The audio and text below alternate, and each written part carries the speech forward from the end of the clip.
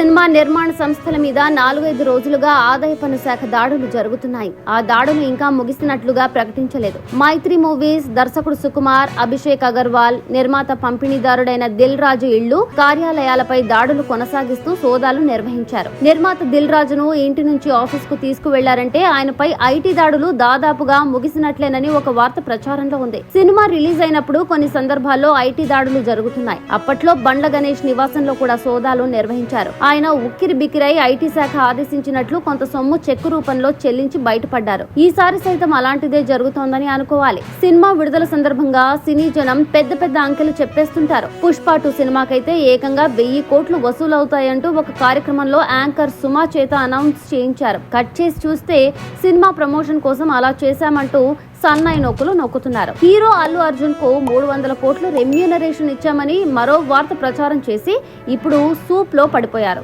దీంతో అర్థం కాక ఐటీ అధికారులు నిజాలు తెలుసుకునేందుకు సోదాలకు దిగుతున్నారు. అలాంటి సందర్భంలోనే అకౌంట్స్ ఫ్రాడ్ బయటపడుతోంది. చివరకు ఐటీ అధికారులకు కూడా స్పష్టత రాక కన్ఫ్యూజ్ అయ్యే దుస్థితిలోకి నెట్టబెడతారు. ఆ క్రమంలోనే రోజుల తరబడి సోదాలు నిర్వహించాల్సి వస్తుందని ఆదాయ పన్ను శాఖ అధికారులు చెప్తున్నారు. పండుగకు విడుదలైన గేమ్ చేంజర్, డాకు మహారాజ్, సంక్రాంతికి వస్తున్నాం సినిమాల విషయంలో కూడా హైప్ ఎక్కువగా కనిపించిందని చెప్పుకోవాల్సిందే. కలెక్షన్లు నిల్, లెక్కలు ఫుల్ అన్నట్లుగా సినిమా యూనిట్ ప్రవర్తించింది. ఆ సినిమాలో పోయిన డబ్బులు ఈ సినిమాలో వచ్చేసాయని కూడా కొందరు తెగ సంబరపడిపోయారు. ఇదంతా మీడియాలో రావడమే ఇప్పుడు ఐటీ దాడులకు కారణమైంది. పాటల చిత్రీకరణ కోసం కోట్లలో సెట్ వేశామని ప్రకటించడంతో ఆర్ట్ డైరెక్టర్ ను పిలిచి ఐటీ శాఖ ఆరా తీసిందని కూడా టాక్ నడుస్తోంది. దాడుల్లో దొరికిందేమిటి, ఎంత క్యాష్ ఉంది, ఎంత పట్టుకెళ్లారు, ఎంత వెనక్కిచ్చారు లాంటి సమాచారాన్ని ఐటీ శాఖ బహిరంగంగా చెప్పదు. అది ఆ శాఖకు దాడులు జరిగిన వ్యక్తులకు మధ్య జరిగిన విషయంగా పరిగణిస్తారు. దాంతో కొంత ఊహాగానాలు కూడా జరుగుతుంటాయి. ఇప్పుడు నిర్మాత అభిషేక్ అగర్వాల్ నివాసంలో 90 కోట్ల క్యాష్ దొరికిందన్న వార్తలను నమ్మాలా